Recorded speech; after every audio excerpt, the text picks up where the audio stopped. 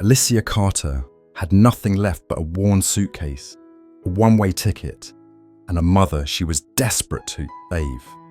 The airport was a blur of noise and motion, of rolling luggage, and weary footsteps of tired parents dragging children and business people muttering into Bluetooth headsets. No one noticed the young woman who moved with too little to carry and too much to bear. Alicia wasn't here for a vacation. She wasn't flying out for a job interview or returning home from some sunny destination. She was escaping, or maybe she was arriving. It was hard to tell the difference when everything behind her had blurred into exhaustion. Her suitcase, frayed at the corners and held together more by will than zippers, was her only constant inside it. Her life fit into a few carefully folded outfits, a toothbrush, 2 bottles of cheap pain relievers, and a folded envelope of medical documents that bore her mother's name. Clutching her ticket at gate 12, Alicia tried to keep her breathing steady, but the nerves trembled in her fingers anyway. Her flight had been delayed 2 hours, and in those 2 hours, the thin thread of hope she had been holding onto seemed to fray a little more with each passing minute. Her eyes burned from lack of sleep. Her limbs ached from carrying that suitcase across bus terminals and sidewalks and subway platforms, but none of that mattered. Because this ticket, this gate, this moment was everything. Her mother was waiting on the other side, in a hospital that had agreed to take her, if Alicia could just get there. That was the word the doctors had used. If, and now wrapped in the cold, artificial air of the airport, Alicia pressed her forehead against the window and whispered, "If I can just get there, everything will be okay." She didn't notice the sound at first, a faint sniffle swallowed by the airport's sterile soundtrack of departure announcements and cell phone ringtones, but then it came again. A soft, wet sob, unmistakable in its loneliness. Alicia sat up, instinctively, alert. Her tiredness momentarily pushed aside, she scanned the rows of connected seats until her eyes landed on a small figure standing uncertainly between 2 chairs. A little girl, no more than 5 years old, with pigtails drooping to her shoulders and a cream-coloured teddy bear clutched tightly to her chest. Her cheeks were flushed from crying, her lips pressed into a tight quiver, and she stood as though rooted in play and eyes darting, searching for something that wasn't there. Alicia's heart pulled sharply. She stood and crossed the lounge, crouching a safe distance away, voice gentle, like brushing a moth off glass. "Sweetheart, are you lost?" The girl flinched and hugged the bear tighter. "It's okay," Alicia added quickly, her hands open and visible. "I won't touch you. I just want to help." The girl gave a barely perceptible nod. "I can't find Daddy," she whispered. Her voice was like a paper kite in the wind, fragile, light, easily torn.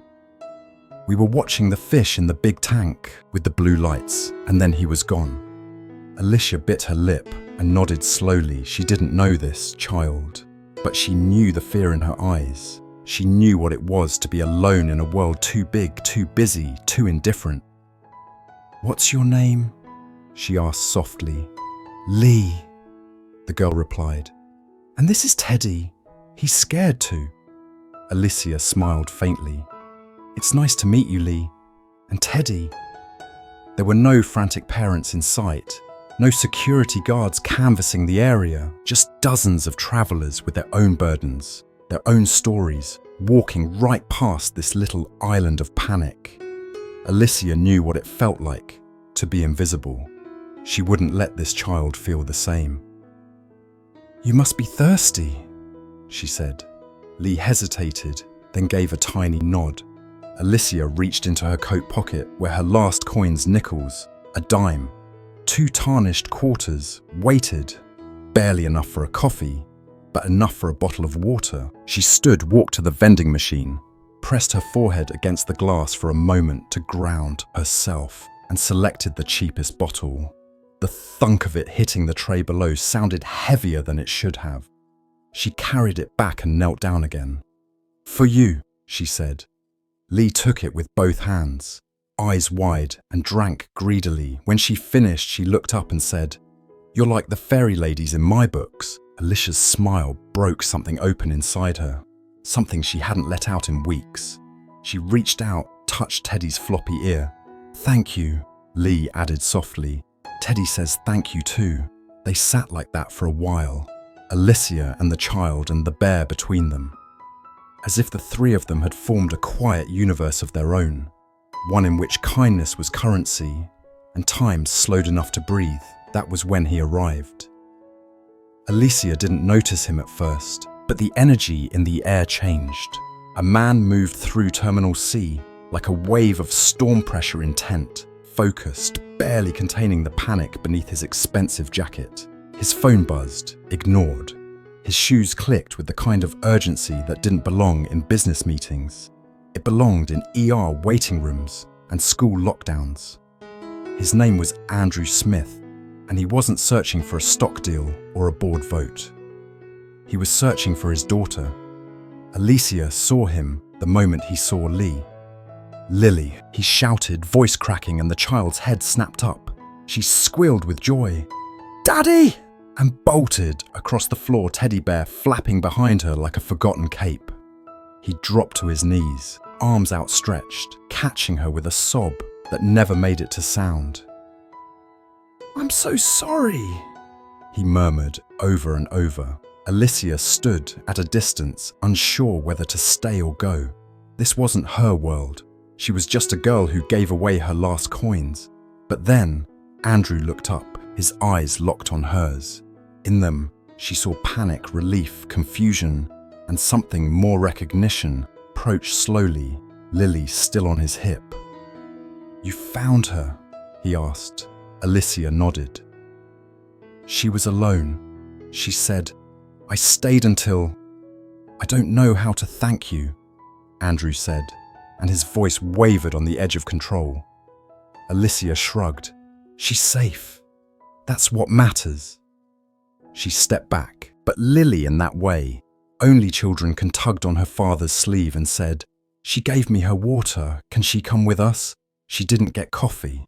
Andrew blinked, caught off guard. Alicia flushed, embarrassed, but didn't argue. She didn't expect anything. She never did. But Andrew surprised her. "Would you join us?"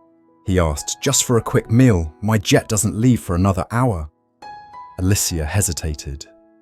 Her instinct was to decline, to fade back into the crowd, but Lily was holding Teddy toward her like a gift. And in that moment, something cracked open again. "Okay," Alicia said softly. "Just for a little while." The lounge wasn't what she expected. It was soft lights and orchids, espresso machines humming quietly in corners, staff in tailored uniforms who looked at her just a second too long before Andrew gestured and said, "She's with me." Alicia sat on the edge of a leather chair, afraid to relax. She kept her suitcase tucked beneath her legs, like a child hiding under blankets. Across from her, Andrew spoke to a server, ordering juice for Lily, food for all, and coffee strong. For her, when he returned, he looked at Alicia differently, not suspicious, not patronizing, but curious. "You didn't have to help her," he said. Alicia responded, "You didn't have to feed me." It wasn't a challenge, just truth then. Without being asked, she explained. The stroke, the hospital, the clinic in Chicago, her mother, her savings, her suitcase, her whole year. In one breath, she gave him the story no one else had asked to hear. Andrew listened, really listened. And then he said something unexpected. "I'd like to offer you something. Not charity, not a favor. A job. Temporary, if that's easier to hear. Help with Lily, travel with us." Alicia stared at him, stunned. He didn't know her, but he saw something in her that even she had forgotten to believe in. She didn't answer right away. She didn't need to. Something had already shifted. For the first time in a long time, she wasn't just surviving, she was being seen. The private jet was quieter than Alicia had imagined, not silent but cloaked in a kind of velvet stillness, like the air itself understood it was moving through a world of wealth and restraint. Alicia sat with her back straight and her hands wrapped tightly around the handle of her suitcase, as if at any moment someone might ask her to leave or accuse her of boarding the wrong aircraft. Across from her, Lily sat cross-legged with her sketchpad humming softly while colouring bright flowers that looked nothing like the grey skies Alicia had known. The bear teddy was buckled next to her, a pair of oversized headphones covering his fuzzy ears, and for the first time since the airport encounter, Alicia smiled without thinking. Lily had stayed close ever since takeoff, offering markers, giggling at the fancy soup the flight attendant had served, and leaning into Alicia's arm with sleepy trust. It was unnerving how quickly the child had attached herself. And yet, it didn't feel uncomfortable. It felt natural in a way Alicia couldn't define. Andrew sat a few seats away, his laptop open, fingers moving efficiently across the keyboard. But every few minutes his gaze flicked upward to check on them. He wasn't hovering. He wasn't intruding. He was watching with the quiet intensity of a man used to losing control only when it truly mattered. At one point, he closed the laptop altogether, leaned forward and said, not with flattery, but fact, "You're good with her." Alicia raised an eyebrow. "I used to babysit back home," she replied, "before home got too expensive to afford." But Andrew shook his head slightly, as if her answer hadn't captured what he meant. "It's not just that you meet her where she is. Most adults try to pull her into their world. You let her stay in hers." The words sank into Alicia's chest like warm tea curling into the empty spaces where doubt usually lived. She didn't know what to say, so she looked out the window at the clouds drifting beneath them like soft waves on a distant ocean, far removed from everything she'd ever known. Subway rides, bleach-stained laundry rooms, the whistle of buses at dawn. This was different, too different. Andrew must have sensed her unease. He spoke again, quieter this time. "I called the clinic," he said. Alicia turned sharply, her spine going rigid. "What?" "In Chicago, the one you mentioned. I know a doctor there. I just wanted to make sure your mother would be seen quickly." Her heart kicked hard in her chest. "You don't even know her," she said, "or me." "I know enough," he replied calmly. "You gave your last coins to a child you'd never met. You didn't ask for anything in return. That tells me more than enough." She bristled. "I'm not a charity case." "I didn't say you were." Alicia looked at him closely, then really looked. Not at the suit or the polished shoes or the man with access to jets and clinics, but at the tired eyes beneath the surface. "I'm not here to be rescued," she said. "Neither am I," he answered, later in a suite high above Chicago. Alicia stood barefoot in the dim warmth of a hotel room, too large for someone used to sleeping in cramped apartments. She'd taken a long shower, changed into borrowed clothes, and stepped into the sitting room where Andrew sat near the window sipping tea, not wine. There was no music, no TV playing in the background, just quiet, real quiet. She sat across from him, not exactly relaxed, but not tense either. They sipped tea without speaking at first, the kind of silence that didn't demand to be filled. She watched him, still unsure. "This wasn't supposed to happen," she said finally. "I wasn't supposed to get involved." Andrew gave a half smile more to himself than her. "Neither was I," he said. "But here we are. She asked me to stay until she fell asleep," Alicia said almost to herself. "So I did." He nodded, understanding more than she expected. "She hasn't done that in months, not with anyone." Alicia's fingers curled tighter around the teacup. "I don't know what this is," she said, "or what you think this is, but I'm not someone you can just add to your life like a missing piece. "I don't want a missing piece," he said. "I want something real, something that Lily responds to, and she responds to you." Alicia looked away. Kindness had never lasted for her. It always came with conditions. But this was still unfolding, and part of her didn't want to close the door too fast. The next morning, they were back at the airport. Everything looked the same. The polished floors, the scent of jet fuel, and overpriced coffee, these announcements bouncing off glass walls. But Alicia was not the same. She stood beside Andrew and Lily, not behind them. She held a boarding pass, not a delay, notice. Her suitcase was new, smaller, decorated with flower stickers Lily had insisted on adding. Lily was bouncing, chattering, holding Teddy like a co-pilot preparing for flight. Alicia looked down at her boarding pass, Boston, just a short trip, Andrew had said. A change of pace, a breath between storms. She had almost said no. It felt wrong to leave Chicago when her mother had just begun her treatment, but the clinic had called. There had been progress, improvement. The specialist sounded optimistic. Alicia had cried in the hallway when she hung up, the kind of sob that cracked ribs. She had gone back inside to find Lily stacking pillows and Andrew folding paper into something that looked nothing like a bird, but made Lily laugh anyway, and she said yes. As they boarded, Andrew leaned in and asked, "Are you sure about this?" Alicia didn't hesitate. "No," she said, "but I'm ready to try." That was enough. The jet was smoother this time. Familiar Lily sat beside her again, drawing new adventures for Teddy with crayons. Alicia leaned back slightly, not fully relaxed, but not gripping the seat when the attendant brought lunch. Lily insisted they sit together, and Alicia found herself laughing again later as clouds rolled past the window. Andrew sat across from her and said, "She's happier with you." Alicia didn't answer at first. She wasn't sure she believed it, but it felt good to hear. When they arrived in Boston, a black car waited. The hotel was smaller than Chicago's cozier, with a fireplace in the lounge and warm pastries that made Lily squeal.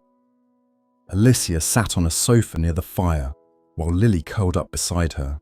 Andrew sat across from them, reading, glancing up every so often to smile softly. That night, Alicia found herself staying again, not out of obligation, but because she wanted to. The next few days passed gently. They visited museums, parks, even a small aquarium where Lily pressed her hands to the glass and watched the fish with wonder.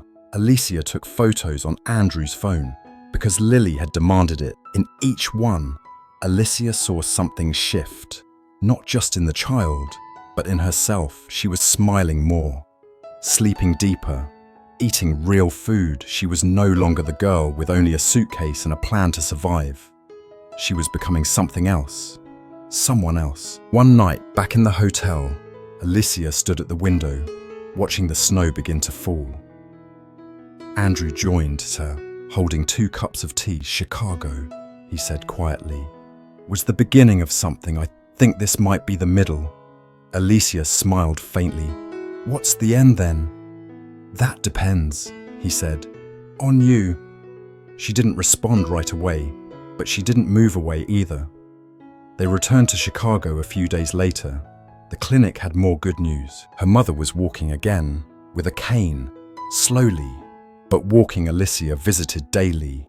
Lily came once, bringing a crayon drawing and telling Alicia's mother that she's our fairy lady now. Alicia's mother had smiled weakly, but there was a spark in her eyes that hadn't been there before. And then one evening, while Alicia read to Lily and Andrew worked quietly at the desk, something inside her softened. It wasn't about money or rescue or even stability. It was about something much more human: belonging. She had stumbled into their lives by accident, but she wasn't leaving by accident. She stayed, not forever, not with promises, but long enough to matter. When Andrew asked if she wanted to join them on another trip to San Francisco this time, Alicia looked at Lily, already packing her backpack with more stickers than clothes, and smiled. "I'll think about it," she said. But she already knew the answer. 6 months later, the house was full of light. Not the harsh overhead kind, but the kind that filters in softly through sheer curtains and dances over hardwood floors like a memory you want to keep. It sat at the edge of a quiet suburb just outside San Francisco, where the trees rustled in the morning breeze, and the air smelled faintly of eucalyptus and fresh beginnings. The house itself had once looked like a magazine photo, too clean, too curated, too perfect. But now it was something else. There were fingerprints on the fridge where Lily had proudly taped her latest crayon masterpiece, sneakers kicked off near the front door, as if dropped in a hurry to chase after some imagined adventure, and a basket of mismatched toys half tucked beneath the coffee table. In the kitchen, Alicia stood barefoot in front of the counter, wearing an apron dusted with flour. Her hair twisted into a loose bun, humming softly as she stirred a bowl of cookie dough. The sunlight pulled at her feet, poured over her shoulders, kissed the nape of her neck like an old friend. She looked at peace. She looked like she belonged. Today was a special day. Her mother was coming to visit for the first time since leaving the Chicago clinic. After months of therapy and careful medication, after tears and setbacks and whispered prayers, she was walking again, slowly. Yes, carefully, yes, but walking. Alicia had cleaned the guest room twice, fluffed the pillows 3 times, opened the window so the air would smell like jasmine and cinnamon instead of dust. She kept glancing at the clock, counting the minutes. Her heart wasn't pounding from nerves. It was anticipation, the kind that bubbles at the surface when something long hoped for is finally within reach. "Something smells delicious," came a small voice from the hallway. Alicia turned to see Lily padding in, still in her pajamas, with a bright pink tulle skirt pulled on over them, and Teddy tucked firmly under one arm. Her curls were slightly wild from sleep, and her eyes were still heavy, but her smile was wide. "Captain Teddy reports the presence of chocolate," she declared, lifting the bear for emphasis. Alicia laughed and scooped a bit of dough onto a spoon. "You have an excellent nose, Captain," she said, offering it to Lily, who accepted with glee. Mission accomplished. Just then, Andrew walked into the kitchen, barefoot hair slightly mussed from sleep, dressed down in a soft t-shirt and jeans that somehow made him look more like a dad and less like a CEO. Without saying a word, he reached over Alicia's shoulder and stole a chocolate chip from the bowl. She smacked his wrist playfully. "Thief," she said. "Hazard pay," he replied with a smirk. "Hazard of what?" she shot back. "Surviving another board meeting without quitting and moving to the countryside," he said dramatically, earning a roll of the eyes and another laugh from Alicia. It hadn't always been this easy. There had been bumps, long nights, whispered arguments behind closed doors. Alicia had struggled with doubt of herself, of them, of whether she truly belonged in a life that felt borrowed. Andrew had struggled with control, with letting go, with learning that not every problem could be solved with money or meetings or checklists. But they had learned to meet each other halfway. They listened. They showed up. They stayed, not perfect, but real. That was enough. The oven dinged. Alicia wiped her hands on a towel and turned toward the door, heart fluttering. Her past and her present were about to collide, and for the first time she wasn't afraid. Her mother, the woman who had raised her on nothing but grit and hope, was about to walk through that door and see the life Alicia had built, the one she never thought she deserved. And inside this house, there was laughter and light and something like love, growing slow and strong, like a tree planted in deep soil. When the knock finally came, Alicia didn't hesitate. She walked to the front door, opened it, and there she was. Smaller than Alicia remembered, a little frailer, a little slower, but standing tall with her keen eyes shining with pride. "Hi, Mama," Alicia whispered. Her mother didn't speak. Her voice still hadn't fully returned, but she didn't need to. She opened her arms, and Alicia stepped into them, and for a moment the world stopped turning. Later that afternoon, the house buzzed with quiet joy. Alicia's mother sat on the couch, with Lily curled beside her, showing her drawings and pointing out which ones Teddy helped with. Andrew was in the kitchen washing the mixing bowls Alicia had abandoned, humming a tune. He didn't know she'd heard him hum before. Alicia sat on the floor near the coffee table, leaning back on her hands, watching it all unfold. Her heart was full in a way that frightened her because she wasn't used to being full. She was used to stretching everything, thin time, money, meals, emotions. But this was abundance. Later that evening, as dusk settled outside and the house glowed with soft light, Alicia stood at the sink, staring out the window. The sky was painted with streaks of orange and rose, and birds drifted lazily over the trees. Andrew walked up behind her, wrapping his arms around her waist and resting his chin on her shoulder. "You okay?" he murmured. She nodded, eyes wet. "Better than okay," she said. "I'm scared of how okay I am." He didn't speak, just kissed her temple gently that night after Lily had gone to bed and her mother had retired early with a book and a cup of tea. Alicia and Andrew sat on the back porch, wrapped in a shared blanket, sipping cider. The stars blinked above them. The wind moved gently through the leaves. 6 months ago, Alicia said, I was sitting in an airport with nothing but a suitcase and a prayer. And now, Andrew asked. She leaned into him. Now I have everything I didn't know how to ask for. He turned to her, brushing a curl from her face. Do you ever think about leaving? She blinked. Sometimes not because I want to, just because it feels like I'm not supposed to have this. He nodded slowly. I think about losing it, he admitted. You Lily this. I never thought we'd find something that made all the broken parts feel less sharp. We're still broken, she said, but we're breaking together. He laughed quietly. That sounds messier than it is. It is messy, she said, but it's ours. They sat in silence, not needing to fill it, letting the night stretch around them. Inside the house slept. Outside the world spun on. And in the quiet space between two people held on to something fragile and beautiful and real. The next morning, Alicia woke early and padded into the kitchen. She poured herself coffee and stood by the window, watching the dew lift from the grass. She felt different, not fixed, not finished, but grounded whole in ways she hadn't been for years. She looked around the kitchen, the refrigerator plastered with drawings, the shoes by the door, the half-finished puzzle on the table, and realized this wasn't someone else's home anymore. It was hers too. When Lily bounded in minutes later, full of energy and stories and plans for the day, Alicia scooped her up and twirled her once before setting her down. Captain Teddy, she said, what's on the agenda today? Lily giggled and began to explain a complicated mission involving cookies, glitter, and space pirates.